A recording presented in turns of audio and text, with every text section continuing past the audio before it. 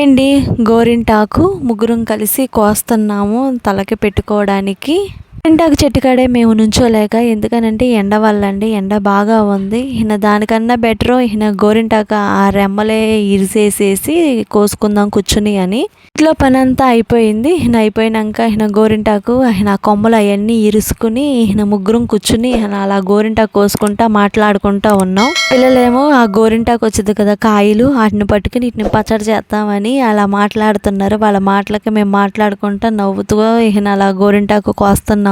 గోరింటాకు కోసేది చేతులకు పెట్టుకోవడానికి కాదు, తలకు పెట్టుకోవడానికి. మేము ముగ్గురము తలకు పెట్టుకుంటాం అనమాట. తలలో ఉన్న కొద్దిగా వేడిపోయి చల్లగా ఉంటుందని, జుట్టు కూడా కొద్దిగా పెరిగిద్దని. ఇంటికి వచ్చినప్పుడల్లా ఇలా చెట్టును కోసుకుని, చెట్టుదే బాగుంటుంది, నాకు ప్యాకెట్ పౌడర్ కన్నా చెట్టుదే బాగుంటుంది కాబట్టి నా ఇంటికి వచ్చినప్పుడు కంపల్సరీ మట్టికి ఇలా గోరింటాకు కోసుకుని తలకు పెట్టుకుంటాము.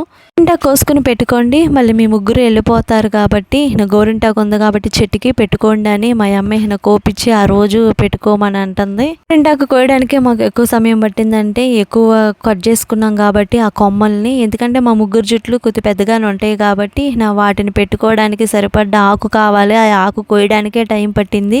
మేము ముగ్గురం కూర్చుని అలా ఫన్నీగా ఏవో మాటలు మాట్లాడుకుంటా నవ్వుకుంటా ఉంటామండి. ముగ్గురం కానీ ఉన్నామంటే ఎక్కువ జోకులు వేసుకుంటా కూర్చొని ఉంటాము. మొత్తం అయిపోయిన తర్వాత మిక్సీ వేసుకుని ఆ తర్వాత తలకి అలా పెట్టుకుని ఆ తర్వాత కడిగేసుకున్న తర్వాత ఇలా అనమాట. జుట్టు చూడండి మా చెల్లిది ఎంత మంచిగా వచ్చిందో, బాగుంటుంది గోరింటాకు.